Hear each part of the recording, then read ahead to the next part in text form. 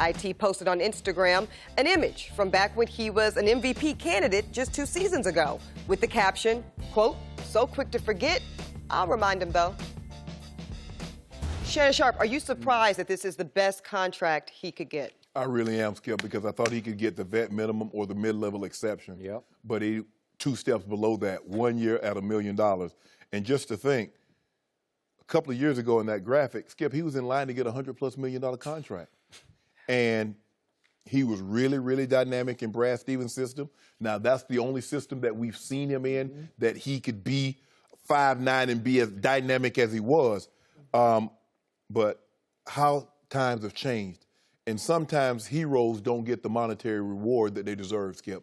He tried to play through an injury. He did. His sister had tragically passed away, and he tried to gut it up. And he cost himself $100+ million. And I feel bad for him because we ask our athletes to, sometimes to do things that maybe they shouldn't do. And maybe against his better judgment, he shouldn't have done it.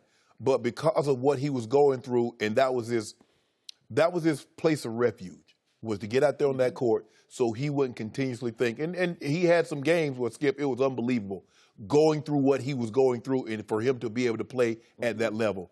But just 2 years later, Skip, he's playing for $2 million when he was in line to get a $100 million plus contract. Just shocking and sad. It is. Do you realize it was less than a year ago, because it was in early August, that he issued his now infamous comment about they're going to have to bring out the Brinks truck to pay me? Yes. And he had a logo of a Brinks truck put on some sandals that he wore that wound up on social media. And that was his mindset just 2 weeks before he got traded for Kyrie.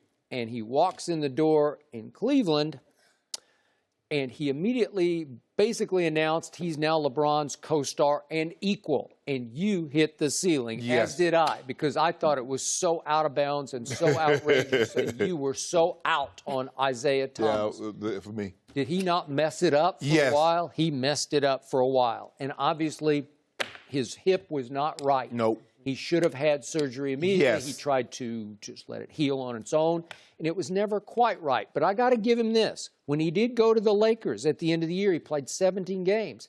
6 times in those 17 games, 6 out of 17, he had 20-plus points. So I would watch from that first game he played for the Lakers, he had 22 points. So he still got some game, right? He's going to Denver. Yeah. Malone coached him in Sacramento, so there is some familiarity. But they've already set the parameters. You will be coming off the bench. Because, see, Skip, the way Isaiah sees himself and the way these teams see him, that's totally different. They're not in line. Most of the people moving forward is going to want him to come off the bench. Isaiah sees himself as a starter. He knows a bench player not getting no 80, 90, $100 million contract. So that's why, he's trying to get back into the starting lineup, and I got no problem with that. But it's just hard to build your team around a guy that's 5'8". It is. It's hard to build your team. Because he can't defend. No. He's just not tall enough to defend. No. And yet, he can score. Yes. And if he can bounce back to, 90% of what he was after the surgery that he had.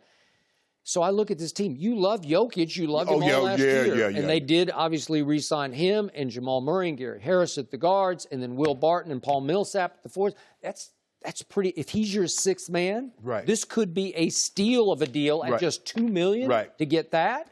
I mean, just 2 years ago, he averaged 29 points a game. The thing with the Denver, Skip, is not their ability to score. Is that they play no defense and they can't stop anybody from scoring. Well, he won't help there. No, he's not going to help there. But this is sad. Guess what?